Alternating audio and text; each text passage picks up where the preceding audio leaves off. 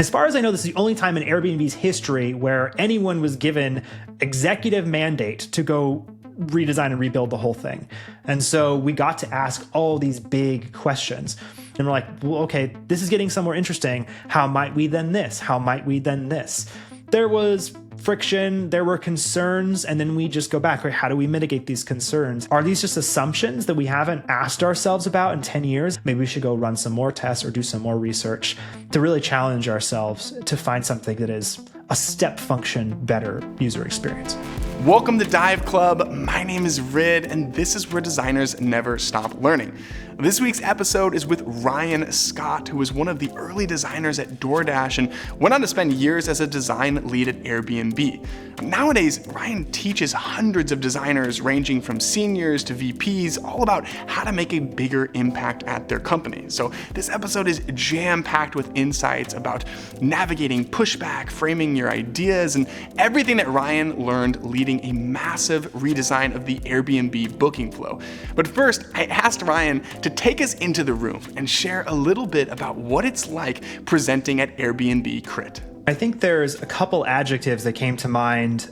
Firstly, like the level of detail oriented you have to be. You have to be so incredibly detail oriented because Brian's a designer. And so that trickles down to everyone where, you know, you've got your manager and then a director, and then you've got Alex Schleifer, the chief design officer when I was there, and then you've got Brian. And so everyone is orienting towards that. But Brian is the type of designer and CEO who will notice when something's optically misaligned. Like you probably aligned it correctly in Figma, but the curve of the O is just off by 3 pixels. He's going to notice that. And so you have to be like so crisp on everything. And it's not just the product design work itself, it's the presentation of the work also has to be incredibly dialed in. It's almost like working at an agency and you're presenting to a client. You want there to be transitions, you want the flow to be perfect. There has to be a really strong narrative. So you kind of start from the top and you work your way towards the details. And then he can ask questions in any number of directions. And Alex was that way and other people were that way as well. So that was really one thing that kind of permeated the culture. I think there was also another aspect that was interesting to me that kind of shook me when I first got there, which was the expectations and the kind of lack of swim lanes with some of the questions that I would get in CRIT. One of my first memories, I was at Airbnb for maybe 2 weeks. I had just started, just getting my feet wet, totally fish out of water, different type of culture entirely. And what we would do is there would be a design stand-up and Alex would be there and every other designer would be there in this famous circular room at Airbnb. And we'd all go around for 15 seconds and just say what we were working on. So everyone had awareness. And then if we wanted to make connections with people and say, oh, you're working on that, I'm working on this, we should talk, it gave a forum to do that.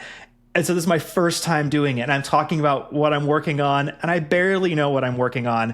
And Alex says, that's great. When is that going to ship? And I was like, oh, that's a very specific question for a PM. I don't know. I'll get back to you. And I tried to be like, man, I just started 2 weeks ago. Can you let me off the hook a little bit? But that's the type of question you would get where it's like you as a design lead or a design leader at Airbnb, like you should be aware of the full spectrum of the project, right? Not just the design aspects, but all aspects of when this is shipping, what's the roadmap, what comes next. All of that is going to be fair game. And so you have to be incredibly well versed in every aspect of the strategy and the timeline and what metrics you expect to hit. All of it could be asked at any moment. And so you just have to be incredibly aware and conscious and prepared. And that might sound really intimidating, but when you get used to it, it kind of becomes second nature. And then when you go anywhere, you just talk in a different way, you present in a different way. And it's actually a really incredible superpower to develop. So I recently did an episode with Noam Segal, who's a longtime research leader at Airbnb, Wealthfront, Twitter, and he kept raving about this new product called Genway that he was using in his current role at Upwork. Now, it uses AI-powered interviews to help you gather really rich qualitative data at basically an infinite scale. And I tried it out. I liked the product so much that I decided to use Genway to gather feedback from people listening to this show. So if you have a few minutes, it's kind of fun. Head to dive.club/interview and you can get a little taste of what the future of research looks like. That's dive.club/interview. Okay, now on with the episode. Okay, so let's say that you have a presentation at the end of the week and you're sitting down at your computer. Talk us through your process of figuring out what artifact to create, like what are you going to actually share, and then how are you going to effectively frame your ideas? The first thing I'm always going to start with is who's my audience. Am I presenting to my team? Am I presenting to my PM, this kind of close proximity, or my manager? Am I presenting to the whole company or the whole design team? Am I presenting to Brian or to Alex, right? If it's a really broad audience, I'm going to want to provide a lot of upfront context. If there's a lot of people who don't know anything about what I'm talking about, this is what we're trying to solve. This is the problem. This is how we know it's a problem. Here's the solutions we've considered. This is why we're heading in this direction. We feel really confident for these reasons. We still have these questions that we're not certain about. If you have any questions for us or context that we need to know from your team, please reach out to me. That's the type of format I would take in these broader audiences. If it's someone like Alex, you might have a very little amount of time with him, or Brian, you might have a very little amount of time. You might have like 30-minute check-in once a month. So you'd probably still want to refresh his memory and say, here's what we're working on. This is what this project is. This is why this matters. Because you probably have been thinking about the future IPO and not been thinking about my projects as much as I have been for the last month. But then you're going to want to get into, here's specifically why we're in this meeting right now, why this is worth 30 minutes of your time. And the best thing you can do to start with is, here's what we need from you. We need you to green light this. We need to hear if you have any concerns. We need to get your specific feedback on this, this, and this. We have conflict with this team and we need someone to be a tiebreaker. Like, why are you in that meeting with them? So that context helps them land. It helps them orient themselves, and then making it really relevant to them. And then you can start jumping into, the problem and some of the solutions. Sometimes you jump right into the solutions and you're going to show like, here's pixels, pixels, pixels. Sometimes you ease your way into that a little bit. But those are the factors really that come to mind for me of, who am I talking to? What do they need to know? What feedback do I need from them to be able to move forward? And how do I set them up to give me that feedback as effectively as possible, so it's not a waste of their time? I get what I need coming out of this, and we can move forward really efficiently. I love the specificity of your ask. Like, you're really going beyond, hey, what do you think about this? What's your feedback? And like making it really clear, like, this is what we need from you. This is the priority. And the great thing about that is that being really specific puts guardrails on other people too. Right? So you're specific. I'm talking to Brian, but I want to shape the conversation in a way that stays focused. And that means other people aren't hijacking the conversation and taking it in a different direction. It's like bowling. Here are the bumpers on the bowling lane. Like, we're not going to go in the gutter. We're not going to go over there. We're going to stay here as much as possible. It creates a precedent, and then you can like reel people back in if you need to get things back on track because you started the meeting with that framing. I want to get like really, really into the weeds for a second. How do the things that you're talking about show up in the way that you are designing your decks and presentations? Like, are there specific ways that you think designers can improve like the visuals that they're actually showing? Maybe they're even doing it remotely and sharing their screen on Zoom. Or are there just like tactics or just things that you have added to your own process over, doing this so many times and putting the reps in? The tactic that's worked really well for me, and I do this in interviews too, which has worked really well, is basically have one thought per slide. If you look at Apple's website, it's such an interesting case study as you scroll down. They're fantastic at just having like an image and a headline and a bullet, and you're just in that moment focused on that one thing they want to say to you. it's funny when I create like a presentation, I'll have like a 20-minute presentation. I'll have like 87 slides. It's because I don't even have presenter notes because I'm going through them kind of so quickly. Some of that's transitions, but often it's because I want to have like every sentence sometimes even has its own slide with the visual. So I'm staying really carefully on track because I'm moving forward. People are really engaged because it's constantly moving forward, but there is never this like, I'm going to sit and dwell on this one slide for 20 minutes and there's 45 bullet points and there's too much information. That's again where you start to lose track of that very linear flow of a narrative, is when there's just too much going on. And so my favorite tactic is to really tighten that up and make sure that people can only really focus on the thing I want them to focus on in that moment, because there just is nothing else. The other thing is, by getting the focus on the visuals and keeping the visuals as clean as possible in a lot of situations, I also then want them to take in the visuals, read a little bit of text, see the headline, look at the design, and then listen to me and come back to what I'm saying, because I'm providing them, that context. And so that helps keep focus, that helps keep everyone, paying attention. People's minds don't start to wander, and that can really make a huge difference. So you talked a little bit about how the context that you were giving is tied to how broad an audience that you're speaking to. I'd also like to talk a little bit about the stage of the design process and how that might impact your presentation and what you're actually sharing.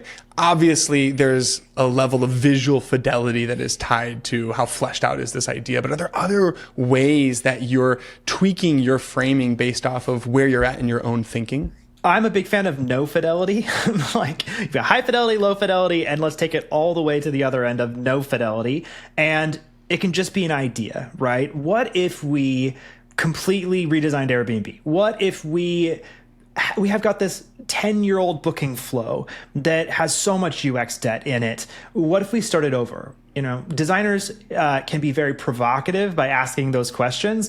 And for designers, it's cheap for us to ask that question. It's great to we lead a brainstorm or something, and there maybe is no visual output, or we're not starting with a visual, but we can lead a cross-functional effort to get people thinking in a different way. That can really set the stage to then, once you get into the pixels and you start actually designing, you've got some alignment or at least some kind of precedent you've set of like, we're thinking big about this. They're thinking about, what if we started over? I should expect to see some directions along those lines. So if you think about starting from no fidelity, you're starting with an idea, the framing has to be really oriented. You can't, be responding to pixels because there aren't any yet. You can't be talking about the flow because there isn't one yet. You might be able to talk about some of those problems if you have an existing product, and you can surface that. But I think there's also kind of business problems start to become really relevant at that stage. Are we missing out on opportunities because we're not improving this? Are we losing market share because we're not improving this? Are people, churning, or is retention lower because we're not working on this? A lot of those kind of PME type questions, I think, are extremely relevant for designers, because that's what kicks off the projects that eventually you end up working on. And so if designers want to lead, I think those are the right questions to be asking. What metrics are we seeing drop? What does that represent in terms of how humans are behaving? And then how might we do something bigger or different to start reacting to that, or preventing that, or addressing that, or taking advantage of this opportunity we have? What's going on with competitors or the market? I think those are great ways to start and great questions to ask. And those questions are really safe places for non-designers to participate. Most people in a business are business people. They're not design people. And so if you're talking about, hey, we're thinking about this behavior, we're seeing a problem in this product, we think it's going to affect retention, are you willing to have a conversation about that? That's a safe place for people and a comfortable place for other people to participate. If you just jump into, here's the user flow, there's a bunch of friction, that's where can be things that get lost in translation. There's a little bit of difficulty, like jumping right from my world as a marketer or a PM into the pixels and the colors and the things. I think that's a way to help bring people along.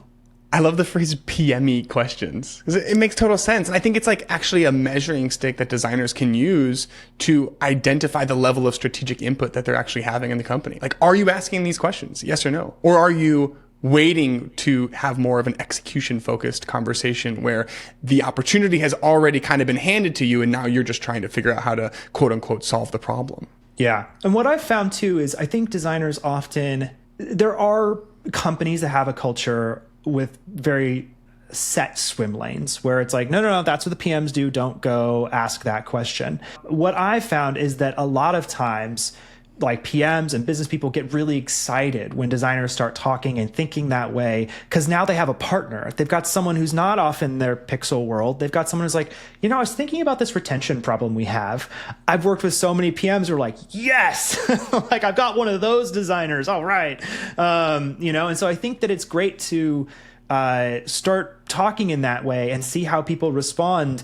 And a lot of times I've seen people respond so positively. Okay, so let's speak to a very specific listener then who is hearing you talk and they're recognizing the fact that like, yeah, I'm downstream. I'm in execution mode. I just wait to get my next PRD and they want to break that trend. How should they think about the right question to ask and even to identify the areas where they should be even looking for questions? There can be this perception in companies that designers are kind of like off in pixel land, that's where we want to be and we don't care about the big picture. And I've spoken to designers like this. They're like, look, I just want to stay focused on the pixels and the craft. That's okay. But often companies are receptive to when we go bigger. And so I think the first thing you can do is show some curiosity towards what are these metrics? Why do we care about them? Where are they coming from? What do they mean? How does my work impact them? Start by just asking those questions. Start by really, truly, authentically wanting to understand the answers to them. That is a great place to start. And that can unlock a lot on its own. If design has this kind of brand in many organizations that we don't care about those things, and some designers don't, or we think that business is dirty in some way and we're the craft artsy people. I literally saw someone on LinkedIn talk about the other side, which I thought was so interesting. It's like designers and the other side. What was fascinating to me about that framing was it makes us versus them, which is not a good position for designers to be in, because even at like the largest organizations with the largest design teams, designers are always going to be a minority when you're working in-house at a tech company. So this us versus them mentality is never going to serve you. And so you need to make it us and us. It needs to all be one team. And the best way you can start to break that down is to show curiosity and sensitivity and interest in the same things that other people are very motivated by. It is completely legitimate and acceptable to want to drive those metrics. It is acceptable and important for a business to have profits, and appreciating that and learning how to talk about your designs and how they relate to those things and drive those things. That's a place to start. And then you can start to unlock that trust. You can start to unlock that credibility, and that's going to provide different opportunities. Unlocking credibility is an interesting phrase that kind of jumped out to me. Can you just unpack a little bit about what you mean by that? I think you see the symptoms of what you describe as maybe design not being as credible in some organizations, where design is an afterthought, where design is brought along after many of the strategic decisions have been made. And this relates really strongly to that execution mode of like, hey, you know what? The CEO made some strategic directions. The PMs have shaped a bunch of things. Here's your doc. Make it pretty before you hand it off to engineering. That to me seems like a symptom of not having the right credibility to participate earlier in that conversation. It can be political. It can be that people further upstream don't want to invite others into that conversation, and the way they're incentivized or the type of culture that you exist and operate in is competitive, and we want to have these silos so I can very carefully say this is the value I deliver. There are those types of companies, but there are companies that succeed being more cross-functional, but they still, culturally cross-functional, but they still get stuck in this operational model. And so one thing I think a lot about is I only have control over me. I can't control other people. I can't control the whole organization. And so what I want to do is say, all right, let's at least remove my contribution to this as a variable in me participating in the organization. So I want to develop that credibility. I want to be able to participate in those conversations, but to be able to participate in those conversations, there are things as a designer that I have not been taught, that the boot camp didn't teach me, that my graphic design degree didn't teach me. I want to understand some of these things more deeply and better and be able to speak that language. It's just not a skill set that we're traditionally given. One thing that's interesting about my background is I actually went and got my MBA from Berkeley while I was at Airbnb, also during the pandemic, also while I had my first child. So like not the best timing, but was absolutely worth doing. And it was quite expensive, and I call it the like most expensive ethnographic study I've ever run. There were 300 people in my class. There was one other designer. So I'm mostly around marketing people and economists and like a whole wide spectrum of people who work in totally different businesses outside of tech. Just being around those types of people, you see how, at least I can speak from my experience, like my design education did not prepare me to be in. There are just huge knowledge gaps if you come out of a boot camp or you come out of a design degree that are worth filling. And when you do fill those gaps, that's where I really think unlocking credibility comes from, is I can walk into the room and have a conversation about the unit economics of something and say, all right, well, now we're going to pivot our strategy as a product team or change the design in this way because I understand how it's going to affect the economic output for the business, knowing that we're fundraising in 6 months, and tying all of those big pieces back down to the pixels. That's that credibility unlock. If I can go into that room and have that conversation and know just enough to participate and talk to people on their level and show them that I care about what they spend all day, every day doing. I care enough to understand it and to really want to learn it and to be able to connect my work to their work.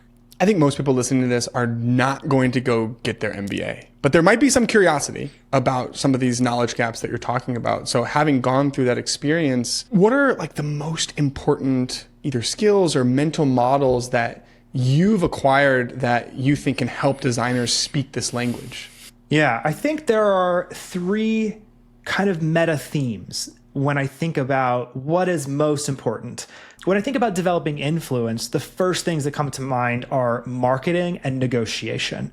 Like every time you're in a meeting, and this is what we started this conversation with, was who is my audience? If you think about anything you're pitching, whether it's design as a function, we should have more designers, or designers should be part of the conversation more, whether it's a specific product solution, whatever it is you're pitching, you are selling in that moment a product. You're selling something to an audience and you need them to buy whatever it is you're selling. So, come to marketing, like segmentation, targeting, positioning.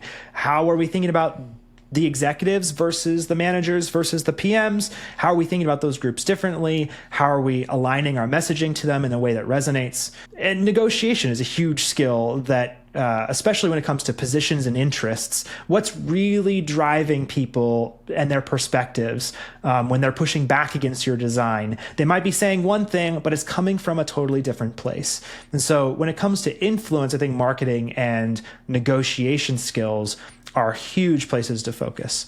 The other thing that when it comes to credibility, I think bigger picture thinking and really understanding how the business as a whole is operating and moving, and the kind of huge winds that are pushing the organization one direction or another. The 2 things I think about are economics and strategy. So strategy is the relationship between our organization and all the other organizations. Is that person a partner or a competitor?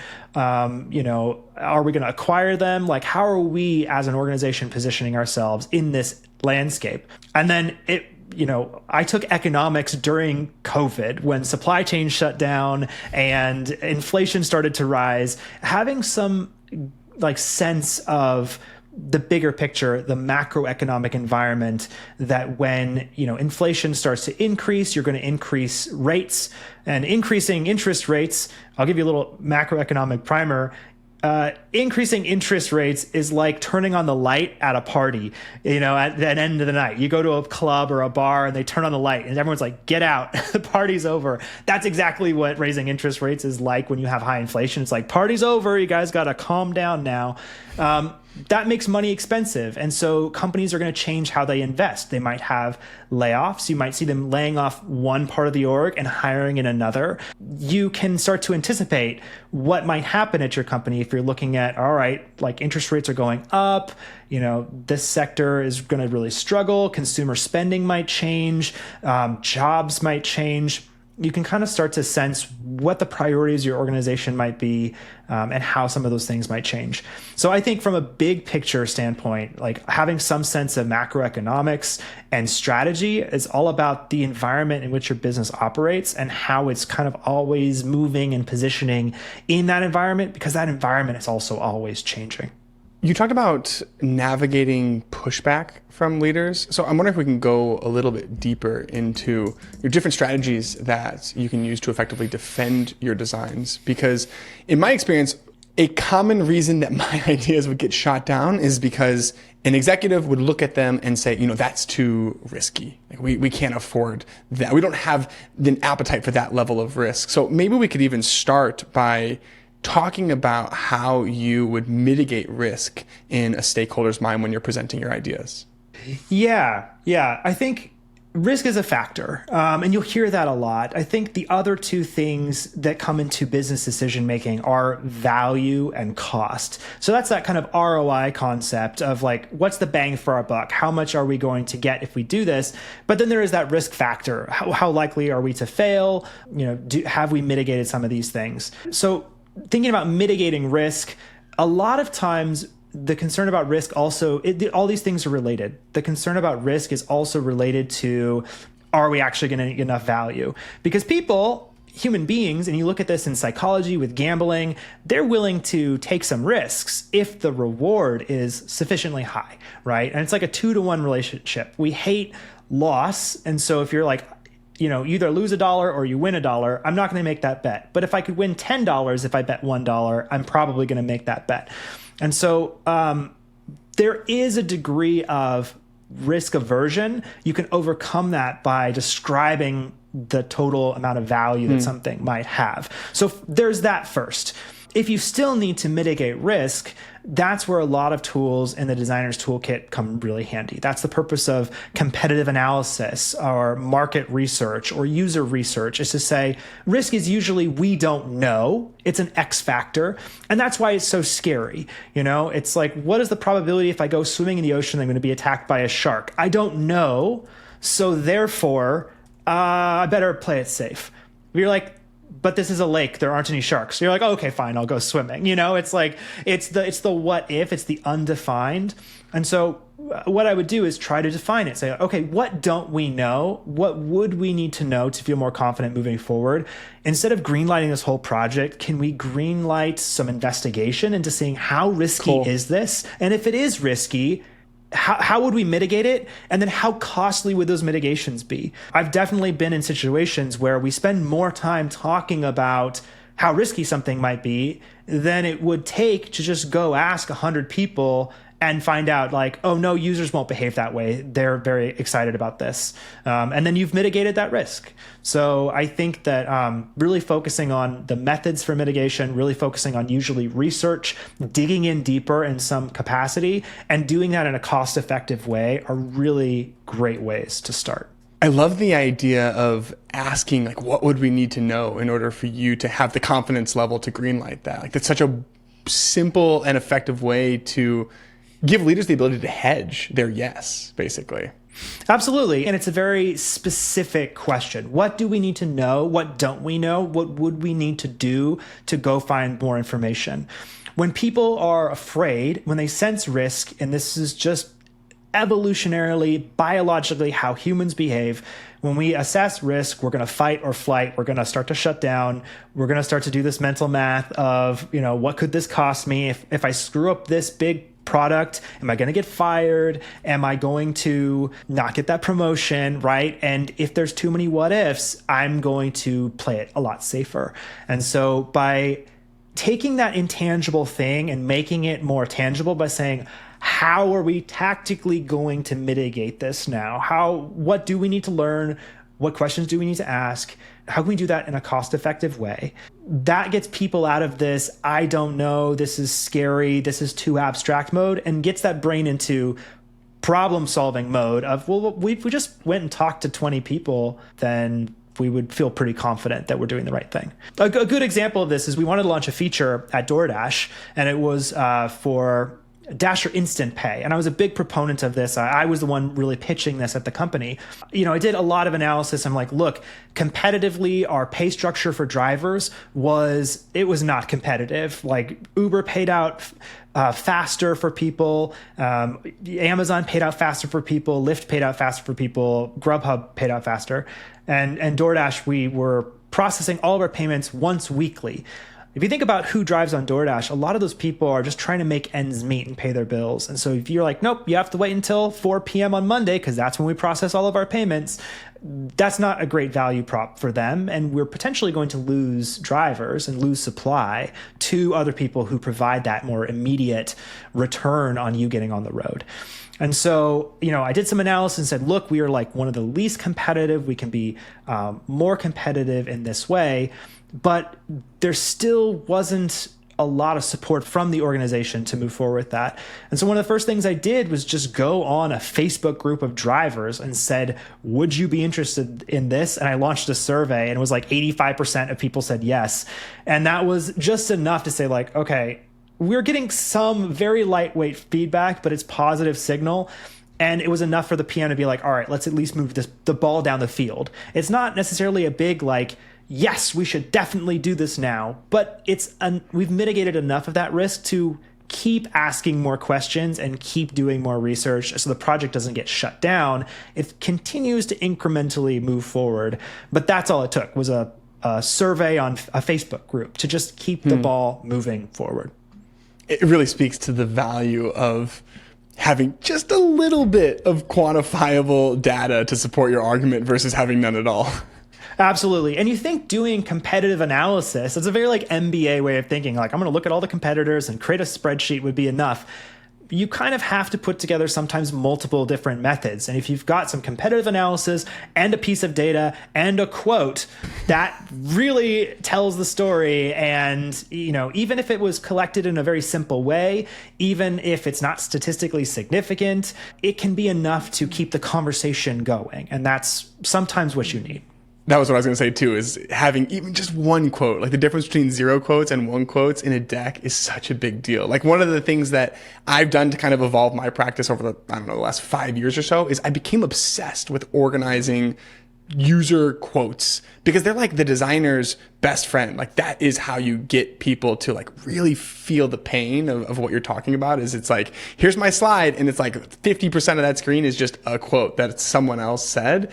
And I try to put those everywhere now. Oh yeah, absolutely. And I think that's, you hit the nail on the head.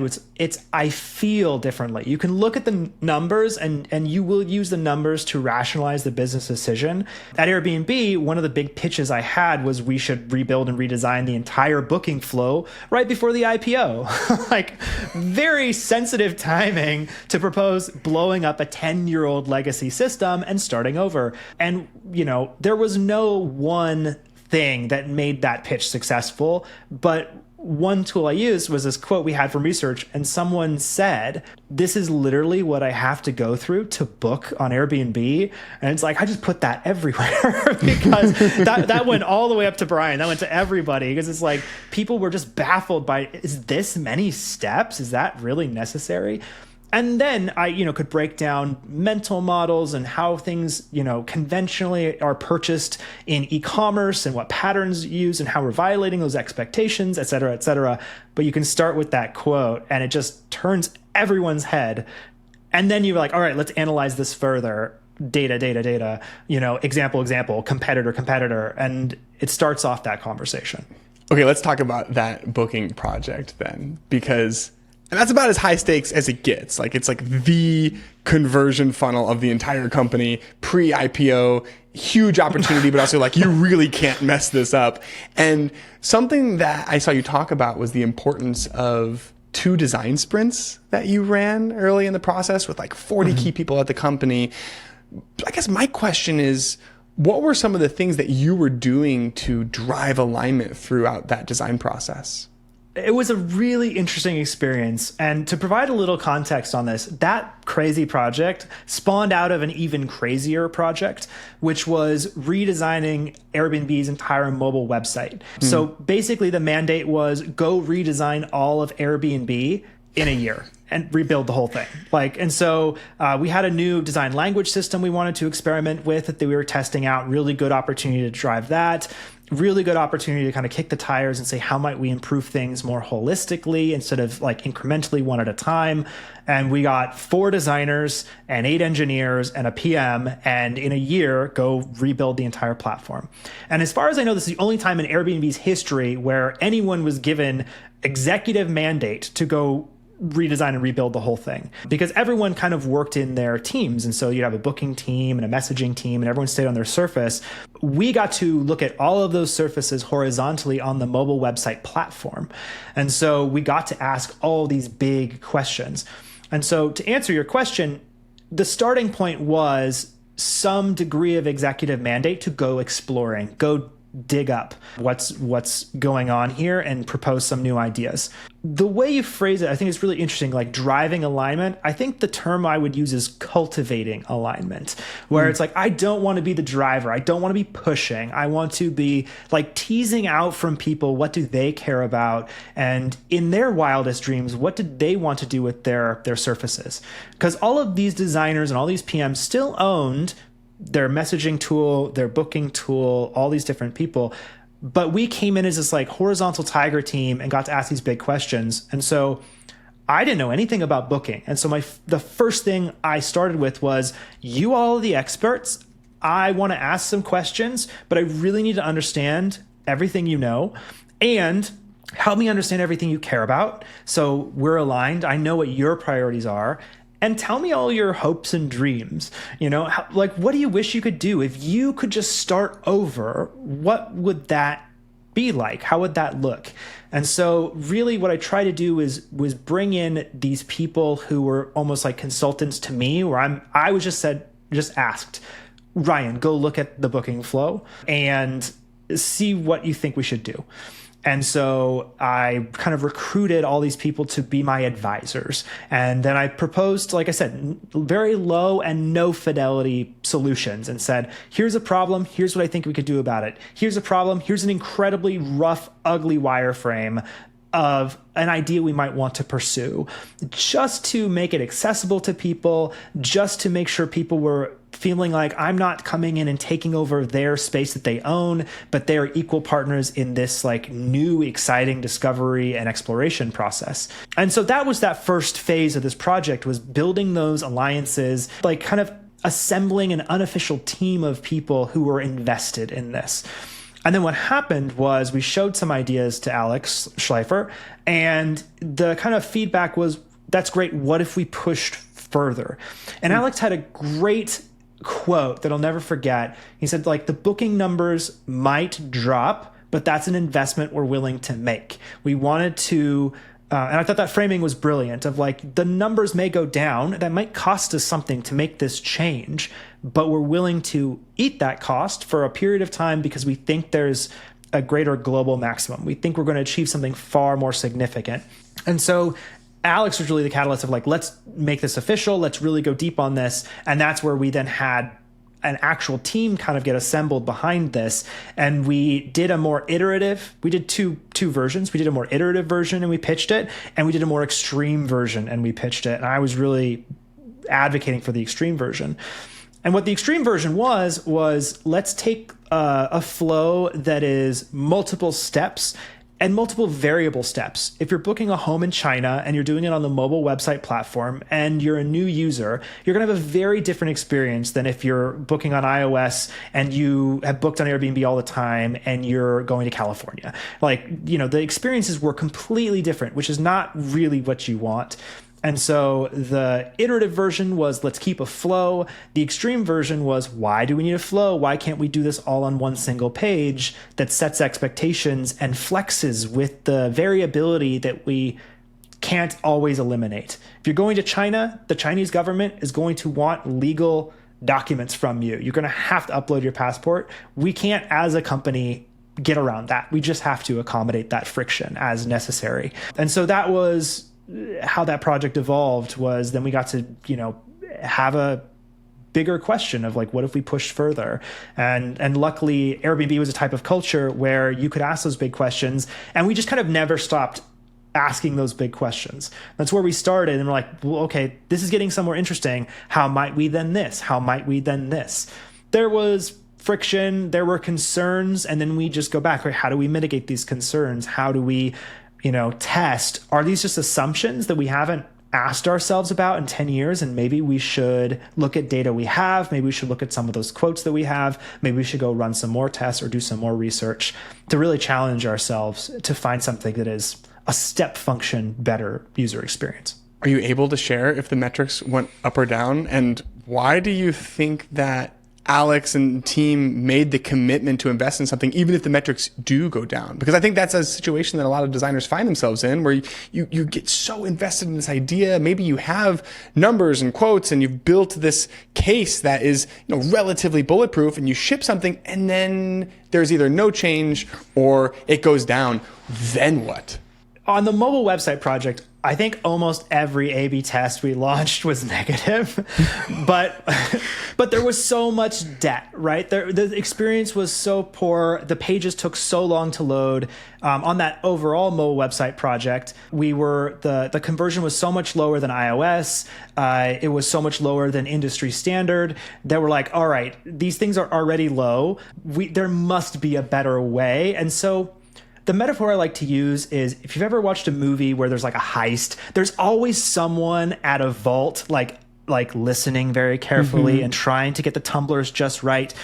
And a lot of times A/B testing is like one tumbler at a time. You get the first tumbler or like the second tumbler, but you're like, didn't unlock the vault yet. And you're like, that didn't have any value. Let's start over. And it's like, no. Sometimes these things have to happen like in sequence. It has to be enough, right? You have to get like multiple things simultaneously. So we had done these like A/B tests, and we kind of like tried to like incrementally stair step our way to a better solution. Everything's negative. So I think eventually we're like, screw it. We just like made things the way we thought they needed to be, and then launched like one big A/B test to say like, if we redesign the whole experience from the ground up and we got rid of like all the debt and we did all the things, instead of trying to piecemeal our way towards like bad experience, magic experience, we just try to go to magic experience. And so I think that was one thing of like, we often, the way I think about this and the lesson that I learned was many times, and I think two things. One, many times those numbers are going to be negative until they're not, and you have to have conviction that it's worth moving forward. I think a lot of teams see that those numbers go down and they get scared and they stop, and they're risking their promotion, or an executive's going to be upset, or whatever it is. This was just clearly a bad idea.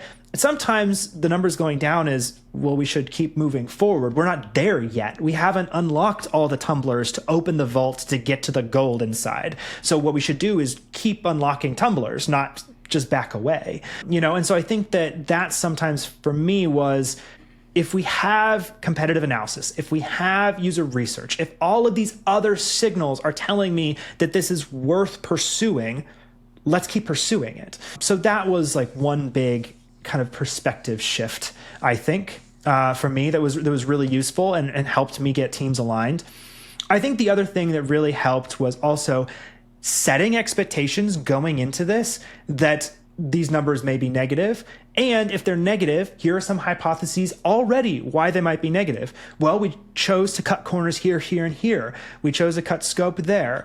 We never validated this assumption. So if it's negative, here are some like 6 hypotheses why, and a roadmap for what we will do to make sure that those things aren't actually contributing to this being a negative test. That really helped say, yep, negative metrics happen. That's okay. We have a plan, but we're going to keep moving forward with mitigating those negative metrics, not back away from the entire project. Hey guys, real quick, if you know me, then you know I love products. So I want to take just 30 seconds to tell you about 3 of my favorites. Now, anytime that I'm designing and building a website, you better believe that I'm going to use Framer. I made the switch recently and I'm never going back. Now, once it's time to animate my designs and showcase my work, that's when I'm going to use Jitter. It's like Figma only for motion design. And every step of the way, I'm going to be using Raycast constantly. It's the cornerstone of how I use my computer and the way that I stay in flow while I work. Now, I hand-selected Framer, Raycast, and Jitter to partner with me so that I could do these interviews full-time. So if you want to show them some love, it would mean a lot. Okay, now on to the rest of the episode. I love the idea of proactively calling out the reasons that a project might result in negative outcomes. Also, the safecracking metaphor is one of my favorites that someone has ever shared on the show. I will definitely be repurposing that as my own ingenuity.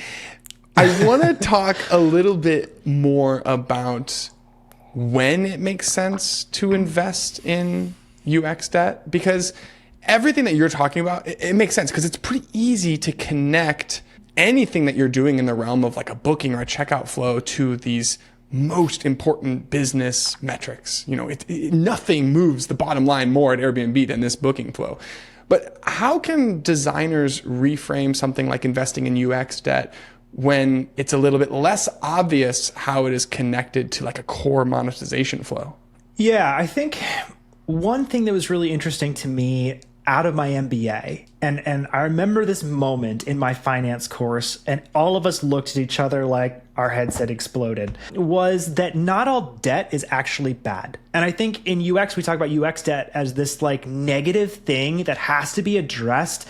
And I think that comes from a place of craft, where there's this kind of mixed incentive where designers are pulled in 2 different directions. You're pulled in the direction from your managers and the design team and design culture in the industry that craft is key. That's how you're going to get hired. That's how other designers are going to evaluate you. And then at the same time, your business is saying, cut those corners, let's ship this stuff. And so you do get stuck in this world. To start with, not all debt is bad. And in finance, when you think about good debt versus bad debt, it's really about cost benefit. Am I willing to accept some degree of debt because it's going to unlock so much more value? And so for me, I just had to be okay with sometimes accruing some debt if it pays off more value. A great example, like a traditional personal finance example, is like a credit card with 25% compounding interest is really bad debt. That's going to accrue really quickly. It's going to get out of control. It's a really high rate, and you're going to be just swimming in tens of thousands of dollars versus a debt. A 2% mortgage on a home is you've made an investment and you're going to pay some interest on that, but that interest is going towards something that may accrue value faster than the interest. So that's an example of bad debt versus good debt. And I think we need to talk about debt in that way, and UX debt included, in that way of like, is this bad UX debt or is it okay UX debt? And I don't like the UX debt because it's affecting my like identity as a designer and my desire to have craft. And am I going to add this to my portfolio to get hired because I don't want to work here anymore? That is all legitimate, but that can be our own incentives for wanting to push towards those things. I think the divide between acceptable debt and bad debt is it unlocking value or is it blocking value? And you can see that shift happens slowly over time, where you've like cut a corner and you did a quick MVP and a quick 0 to 1, and it unlocked a huge amount of business value and everyone's happy. And then you do it again and again and again and again and again, and that debt builds and builds and builds and builds. And at some point, and I'm sure most designers have been there, like the engineers are like, well, look, we built the back end this way for the last 8 years, and now we cannot change anything else until we refactor, right? We've accrued debt in maybe sometimes incrementally an okay way on a decision by decision basis until it became now so painful, we have to pay that debt off in a really big way. A lot of organizations operate that way, and you should just expect that that's the way it happens sometimes. The tipping point I would look for is, are we starting to be blocked from value? That is not a good position for a business to be in. It's like, we can't compete with our competitors. We can't launch as quickly. We just can't build the same features that other people are building to stay competitive. Those are all things that strategically are going to start preventing the business from succeeding. So I would look for those things of like, look, if we don't resolve some of this now, it's going to cost us in the future projects that we're able to do. One tactic that's worked well for me, and it's kind of paradoxical, is that a lot of times with debt, I tried to make my ask as a designer very small. And when you think about business decisions, it's that value versus cost, that ROI of, if I just, as a designer, made my ask small, it cost very little. I'm like, look, there's 17 different button styles. Can we just make one button style? I just want to change the colors, just the one little thing. Can we just do the one little thing? And the PMs were like, nope, that's not important. We're moving on. That little ask had little value. And what's difficult for designers, and difficult especially when you think about the context of A/B testing, is so much of design's value is immeasurable because it matters in aggregate. It's all of those little things adding up together. You can't test this color versus that color on a button always, or the 4 pixel radius versus the 10 pixel radius. It has no impact when you're measuring in that way. But when all of those decisions build up together, it's like, yeah, our app looks like crap though, and now no one knows how to use it. It's like, okay, then there's that breaking point moment. So the paradoxical thing that I realized was that by making my asks small, they were easier to dismiss. By making bigger asks and rolling a bunch of little asks into maybe something larger, the value was also potentially larger, and then the business people could understand. I think the best example is that mobile website project for Airbnb, which is like, the whole business needs to continue growing if we're going to IPO in a couple years. We are missing out on potential growth opportunities in other markets. We are underperforming competitors. This is a huge thing. We should redesign the whole platform. It wasn't like, go fix a piece of it or go fix some buttons. It was like, there needs to be a much larger thing. So I think that accepting that some debt is okay, that's how businesses operate. And if you're like, this has debt, that doesn't necessarily mean that people will not always interpret that as bad. It matters that how much is that debt costing us? And once it starts to block future value, that's the tipping point. And then to make that ask bigger instead of smaller, so it corresponds to a lot of obvious value for the business, that can start to become more persuasive. Before I let you go, I want to give you an opportunity to kind of just zoom out and reflect on your own journey just a little bit. And one question I have is there something that you either learned or internalized at DoorDash that impacted or shaped the way that you approached your role at Airbnb? Yeah, that was a big transition. What's so interesting about that transition for me is those companies were on really similar paths. They both IPO'd in the same year. And interestingly, they IPO'd on back-to-back days. So it's like they're totally different companies with totally different cultures and totally different product cultures that are both very successful. And so they're great demonstrations that there is no like right or wrong way to do things. You can be successful in any number of directions. But I think the thing that I took from DoorDash that was really valuable for me is it was a very product-led organization. And so a much deeper understanding of, all right, I can't just say like, we should do this because the flow is better or because it'll reduce cognitive load. Like that doesn't mean anything to anyone. I need to reframe what I believe is the right thing to do in a way that makes sense to other people. And the best example I can give for this is at DoorDash, one project I worked on, which was a really strange project for a designer to work on, was to launch the entire photography system. So when I started, DoorDash had no photography, and we were the only, food delivery app to have no photography. And if you think about photography, it's an e-commerce, standard convention, right? You want to see what you're buying. before you buy it. That's just an expectation now. With food, it's even more important because anything that I put in my body could kill me if it's not cooked properly. I really want to feel confident. And so they said, hey, Ryan, go get us photography. Not design where it goes in the app, but like create that was a component of this project, but it was also create like the operational flow and the style guide and hire the photographers and find out how to drum up demand and then get everything built into the app so that all of the photos end up in the right place. And I went from like, hey, Ryan, go figure this out to leading about a team of 80. We're like operations people. I had a team in India. I had photographers all around the country working remotely. And I got really good at saying like, here's why this project matters to you. And there were moments where people said, I don't think this is really valuable. This A/B test didn't go well. Why are we even doing this? But there was so much momentum because the sales team was like, wow, we can use this to convert people into partners. Or the business development team was saying, wow, like we can now get McDonald's photos that they spend millions of dollars producing and drop it into our app. Or the marketing team was like, wow, we have this huge library of photos we can use for whatever we need to all the time. Where if any like one team had a question about why are we doing this, why this is valuable, there was so much momentum from other teams about, but this helps me in this way and I need this, that it was able to keep the project moving forward even when there was like various points of resistance. So, really thinking about how to frame things in those ways that really matter to people was huge. One of the things that I had to totally change tactics with going to Airbnb was, DoorDash was a more product-led organization, and the role of designers at the time, at least a number of years ago, was, pitch PMs a variety of different ideas and then let the PMs decide what they think is going to be the most impactful for the business. And so it was kind of an agency model of like, hey, client, here's 3 options. Design prefers this. What do you think? You decide. And, that's oversimplifying it, but that's, largely how it operated. When I went to Airbnb and I tried to do that, people were like, what are you doing?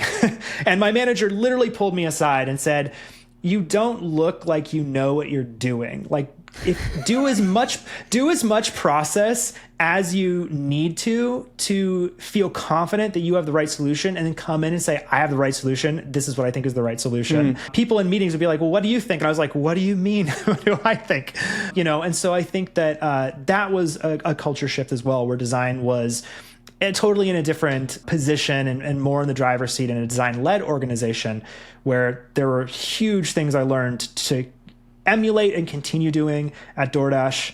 The other aspect of DoorDash was it was incredibly business-oriented, so I learned a lot about unit economics and specific metrics that mattered and how to account for that in my process. And then Airbnb totally flipped the script, and I had to learn some new skills, like having a stronger opinion and it was totally acceptable to say, like, this will reduce cognitive load. And Brian is like, okay. It's like, oh, all right, I better talk about something else then. It was a really interesting transition, and I'm glad for that, like, back-to-back combination of companies, because it was like one type of culture to a completely different type of culture. And I think it's not uncommon for designers to have those transitions. And that's something I talk about a lot and teach a lot, is the idea of like being sensitive to that environment. If your manager at Airbnb says you don't look like you know what you're talking about, you're losing credibility in those meetings where you don't look like you know what you're talking about. So I'm like, oh, I got to change tactics here to start looking more credible, because apparently I don't. And so, thinking about those transitions from culture to culture or from stage to stage of companies, I think is really interesting and a really important skill for designers to develop. That was one of the things that jumped out to me too, was like not just the culture, but the company's stage. Because I know you joined as like one of the earlier employees at DoorDash, and like that photography project exists so far outside of the traditional designer box of roles and responsibilities. Like, it's clear, you're wearing a lot of hats when you're working at that earlier stage environment. And it's up to designers to decide what type of job they want to have, right? Was very excited to be at that early stage company. I had come from Salesforce, which was 14,000 people at the time, and DoorDash was like 100 people at the time. I remember when we had like 5,000 deliveries a day, and on Sundays it would hit like 8,000, and we were so excited. And now it's like millions of deliveries a day. It's like some astronomical number, which is hard to fathom. I was really excited to go from this like larger environment where I was very laser focused on something very specific to something more entrepreneurial, because that just is my personality and matches my interests. And I was able to do a lot of things, at Airbnb, but it was a totally different scale where we weren't building a lot of things from the ground up. And even when we're doing these large redesigns, we're going to blow up the booking flow and start over. It's not like building the very first 0 to 1 version of something the same way. So I think it's good to like recognize that these companies are different and different stages require different things from designers. And when you know that, it's really empowering because you can pick the right company for you and be like, look, I don't want to operate in swim lanes. I want to learn more about product management. I want to just jump right in and do whatever is asked of me because that's exciting to me. Cool. Then that earlier stage company is going to be great for you. If you're like, look, where I'm at right now, I just really want to focus on my craft. I really want to get good at prototyping. I really want to get good at these tools. I need to get better at, integrating user research into my process. That's going to be a different type and type of company where it's going to provide more focus for you to check the box on specific things you want to add to your, portfolio of skills. But once you realize that, you can kind of pick your own adventure and find the right fit for you. And it's really empowering. I want to end by talking to someone who doesn't have the business background and they're kind of listening to you talk, and maybe a little part of them is wondering like, well, why does this matter? Why should I care about this or invest in this level of understanding? So maybe you could talk a little bit about like the role that you believe business skills will play in this next generation of designers. Yeah, it's such an interesting question. I don't advocate for what I did. I went and spent $150,000 in 3 years of my life getting my MBA. I don't think that's the right fit for everyone. I don't think that's necessary for most designers. If you want to start your own company and you're interested in entrepreneurship and business is something I was always interested in, that was the right fit for me.